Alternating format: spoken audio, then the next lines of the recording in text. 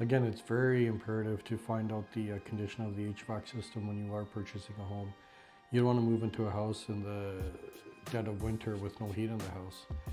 Again, furnaces, AC units, they're costly capital investments, so you don't want to move into a house and replace a $5,000–6,000 furnace right off the bat.